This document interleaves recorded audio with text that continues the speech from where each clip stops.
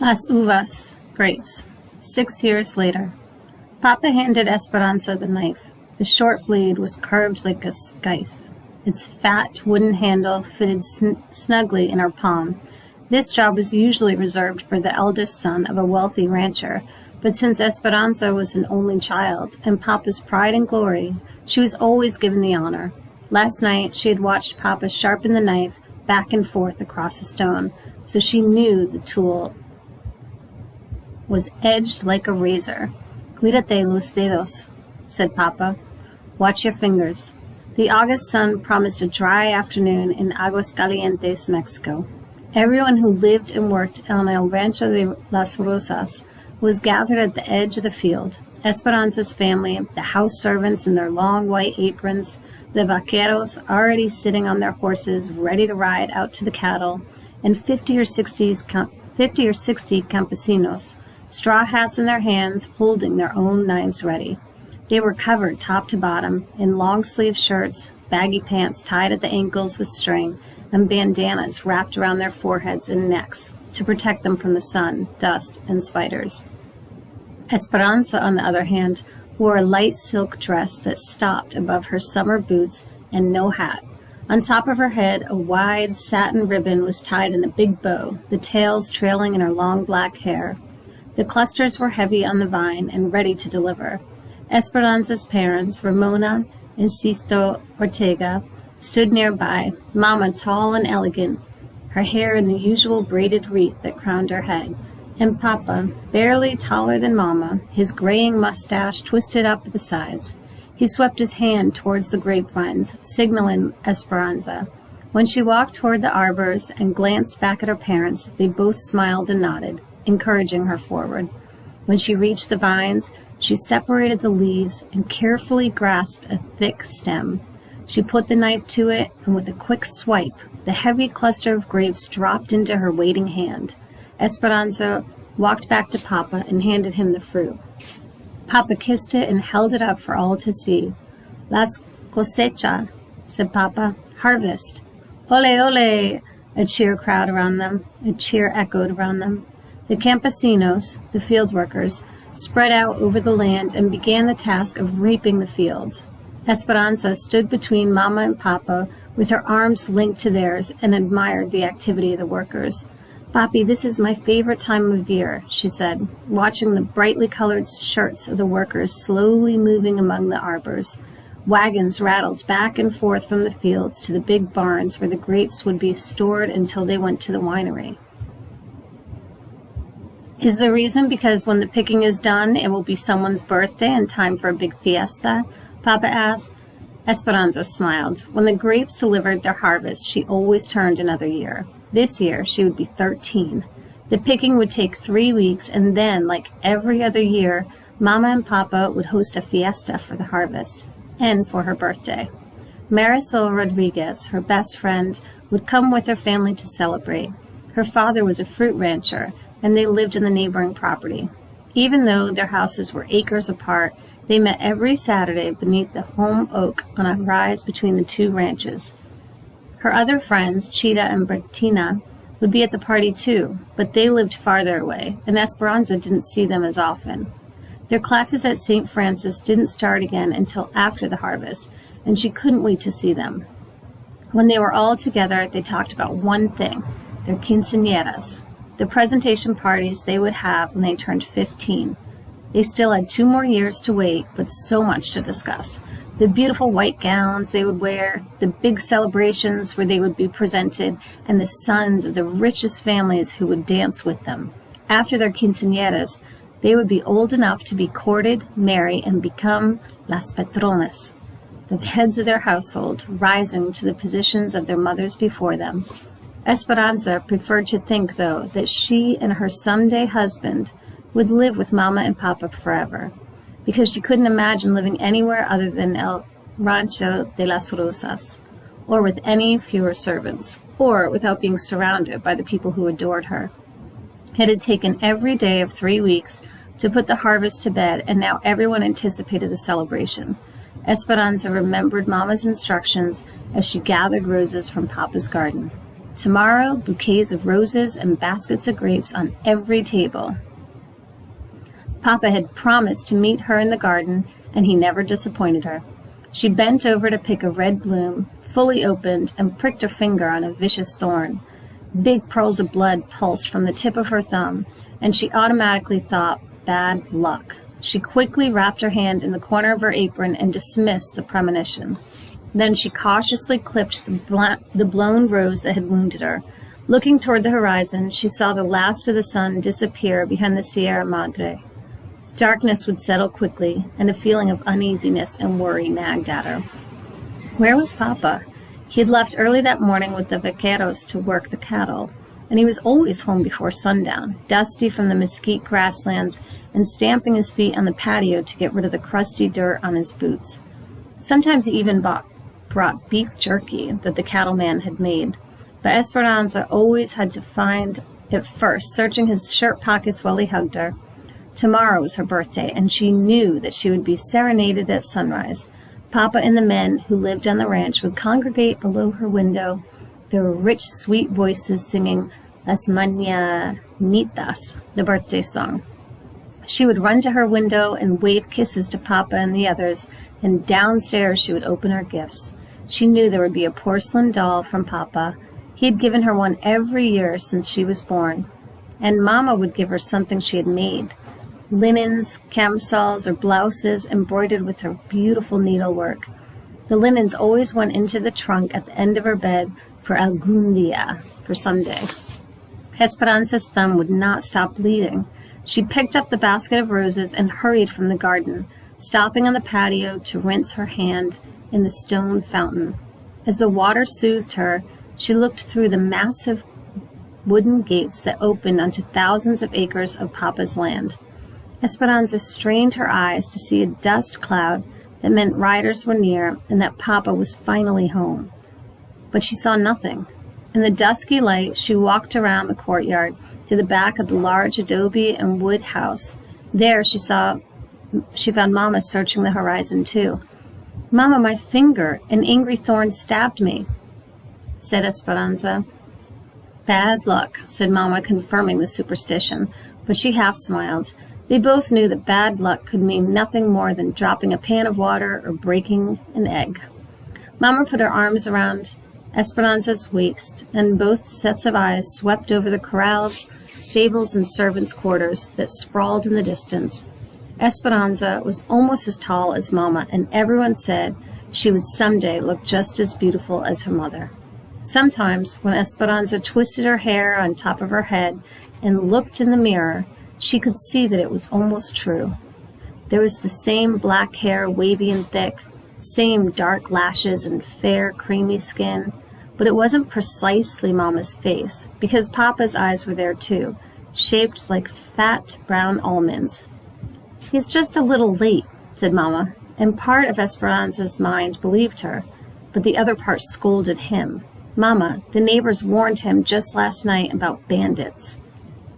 Mama nodded and bit the corner of her lip in worry. They both know that even though it was 1930 and the revolution in Mexico had been over for 10 years, there were still resentment against the large landowners. "Change has not come fast enough, Esperanza. The wealthy still own most of the land, while some of the poor have not even a garden plot. There are cattle grazing on the big ranches, yet some peasants are forced to eat cats. Papa is sympathetic and has given land to many of his workers. The people know that. But, Mama, do the bandits know that?" "I hope so," said Mama quietly. "I have already sent Alfonso and Miguel to look for him. Let's wait inside." Tea was ready in Papa's study, and so was Abuelita. "Come, mi nieta, my granddaughter," said Abuelita, holding up yarn and crochet hooks.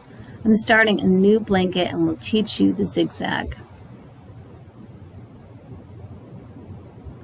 Esperanza's grandmother, whom everyone called Abuelita, lived with them and was a smaller, older, more wrinkled version of Mama.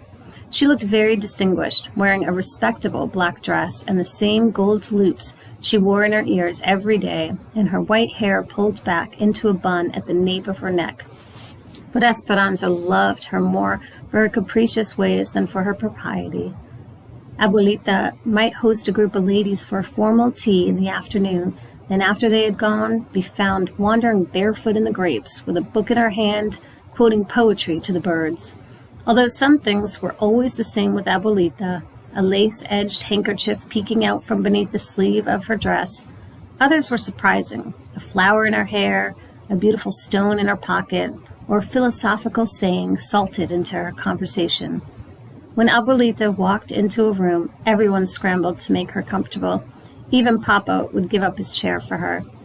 Esperanza complained, "Must we always crochet to take our minds off worry?" She sat next to her grandmother anyway, smelling her ever-present aroma of garlic, face powder, and peppermint. "What happened to your finger?" asked Abuelita. "A big thorn," said Esperanza. Abuelita nodded and said thoughtfully, "No hay rosa sin espinas." There is no rose without thorns. Esperanza smiled, knowing that Abuelita wasn't talking about flowers at all, but that there was no life without difficulties. She watched the silver crochet needle dance back and forth in her grandmother's hand. When a strand of hair fell into her lap, Abuelita picked it up and held it against the yarn and stitched it into the blanket. "Esperanza, in this way my love and good wishes will be in the blanket forever. Now watch. 10 stitches up to the top of the mountain, add 1 stitch, 9 stitches down to the bottom of the valley, skip 1. Esperanza picked up her own crochet needle and copied Abuelita's movements, and then looked at her own crocheting. The tops of her mountains were lopsided, and the bottoms of her valleys were all bunched up. Abuelita smiled, reached over and pulled the yarn, unraveling all of Esperanza's rows. "Do not be afraid to start over," she said. Esperanza sighed and began again with 10 stitches.